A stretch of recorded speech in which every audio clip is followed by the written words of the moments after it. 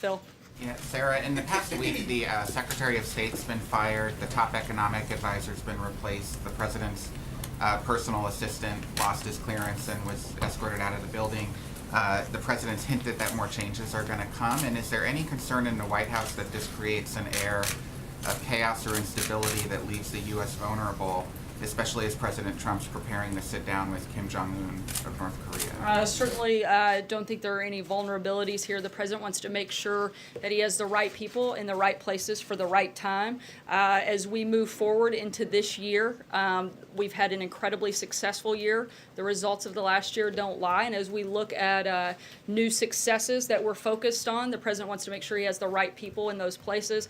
For instance, like Director Pompeo and Deputy Director Gina Haspel that he's nominated to lead the CIA. When do you think the changes will end? When will he have everybody in place? Look, as you move through an administration, you have different priorities that you're focused on and different people that are going to lead those efforts and lead those priorities. So you may have changes from time to time. The president is committed, though, to making sure he has the right people in the right place at the right time. John? And what's the president's response to Democrats on Capitol Hill who voted for Mike Pompeo for CIA director in his confirmation and are now saying, we're rethinking? I think it sounds like Democrats are trying to play political games with our national security and certainly with our diplomatic efforts, which would be a sad, sad day and a disgrace to this country, and a question that every reporter should ask Democrats what made them change their minds. Thank you. Secretary Clinton was in India recently where she said that President Trump won the elections because of people looking backward, people who don't want women to succeed, Indian Americans to succeed, and African Americans to progress. What do you have to say on that? I think that's a perfect example of why Hillary Clinton is not in the White House. She is completely disconnected from the American public, and certainly I think shows her disdain for the millions and millions of Americans who came out and voted and supported President Trump and still support him today. Mara? The USTR says that we have a trade surplus with Canada. The president says we don't. How do you reconcile those two things? Well, for one, they're not taking into account some of the additional things like energy and timber that wouldn't be included in those numbers. And once you include those, it shows that there actually is a deficit. John? I think Sarah has to do, I'm sorry, Sarah. The other thing has to do with a story which appeared first in the Washington Post about an audio portion from a fundraiser the president had in Missouri, in which he said he was not exactly truthful in his conversation with his counterpart from Canada, Prime Minister Trudeau.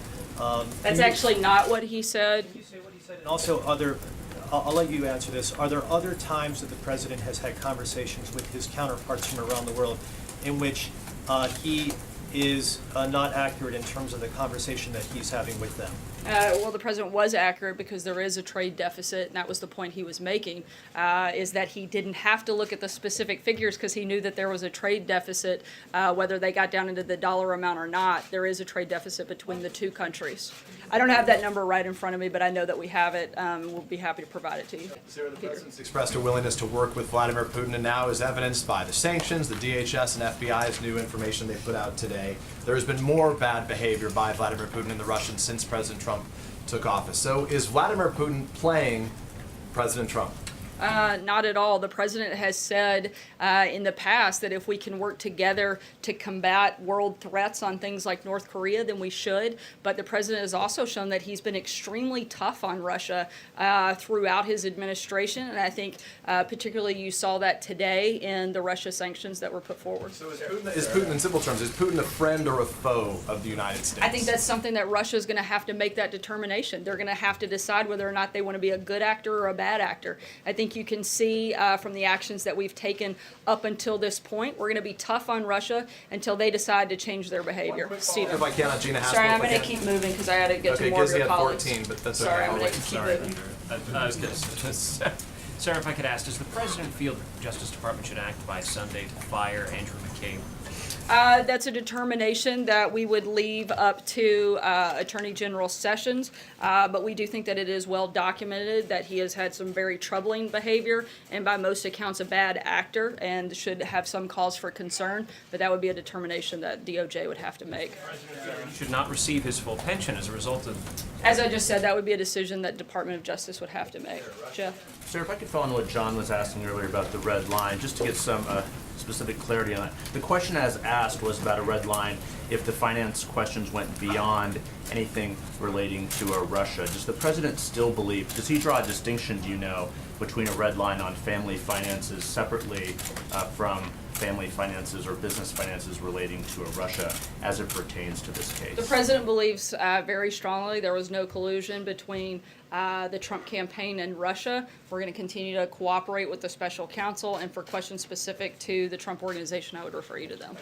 Timing. Do you believe that the timing, what does this show about the timing and the speed and drawn-out process of this investigation? The president's attorneys have, repeatedly said this will be over by Thanksgiving, Christmas, into the year. Do you believe this has been drawn out too long? Does the president believe it's been drawn out too long, or is he willing to sit back and wait a bit longer? Look, we've seen just this week the House Intelligence Committee come out and say that they thought there was no collusion. We're going to continue to cooperate with the special counsel, and we look forward to them concluding soon. Kathy? There's only some Republicans on the committee.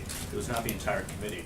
It was some Republicans on the committee. In fact, 2 Republicans on the committee said it didn't show that at all. Individuals that have spent a great deal looking at this. Again, we're going to continue to cooperate with the Office of Special Counsel, and we look forward to them coming to the same conclusion. David? Thank you, Sarah. One on Russia and one on a cabinet member. Is it the Trump administration's own assessment that Russia was behind the nerve gas attack in Salisbury, or are you just adopting the UK's assessment? We're working in close coordination with the United Kingdom. So the U.S. doesn't really have its own position. It hasn't done its own investigation on this yet? We have a position, I've clearly stated, but we're working in conjunction with the United Kingdom on this And front. then on a cabinet member, if you will, we've all heard by now that HUD Secretary Carson and his wife picked out a $31,000 dining room set for his office. They only canceled the order when it came out in the press. Is this an appropriate use of taxpayer dollars, and has the president spoken with Secretary Carson about it? Look, this is something we're looking into. I don't have any updates on that front at this point. Trey? Thanks, Sarah. Today, the National Security Advisor, H.R. McMaster, had some strong words for Russia and Iran while speaking at the Holocaust Museum. How much influence did President Trump have on the words of McMaster? And could you give us a little bit of information on the current relationship between the president and his National Security Advisor? The president and General McMaster are continuing to work together to put pressure on Russia to do the right thing. Again, I think you can see what the administration's viewpoint is simply by looking at the actions that we took today by placing new sanctions on Russia. About the Deputy FBI Director, Andrew McCabe. The president's weighed in numerous times about Mr. McCabe on Twitter. Is the president concerned about the findings of this internal investigation? I know you said he's not commenting on whether or not he should be fired. I said he was leaving that determination to be at the discretion of the Attorney General. Peter? The president signed onto a statement along with France, Germany, and the UK on poisoning. Is that as far as it will go, or does he plan? Is he considering measures that might match what the UK has adopted in terms of diplomatic expulsions? And is there any order been given to intelligence agencies here to look out for similar possible threats on American soil? I can't get into the specifics on any potential threats, but I can tell you that we're going to continue to work with our ally in the United Kingdom, and we'll work in close coordination with them moving forward. We'll keep you posted if any specific actions But the actions are under consideration. I'm not going to get ahead of anything that we may or may not do, but I can tell you that we're going to continue to stay in close coordination with our ally. Last question, Steve? Yes, Sarah. At this fundraiser yesterday in Missouri, the president talking about environmentally unfriendly standards that the Japanese allegedly apply on U.S. Imported automobiles, talked about a bowling ball test where a bowling ball is dropped from 20 feet in the air on the hood of a car, and if it dents, the car doesn't qualify. He said, this is horrible. I worked in Japan for about 20 years. I covered the automotive industry. I don't recall anything like this. No one we've spoken with in the industry recalls it. Did you speak with the president about this, and Where did he get this from? Look, the president's been talking about unfair trade practices for decades. It's not new for him. Part of the reason he was elected was to end unfair trade practices and push for free, fair, and reciprocal trade so American goods can compete in more foreign markets. Obviously, he's joking about this particular test, but it illustrates the creative ways some countries are able to keep American goods out of their markets. Thanks so much, guys. See you tomorrow. What you said to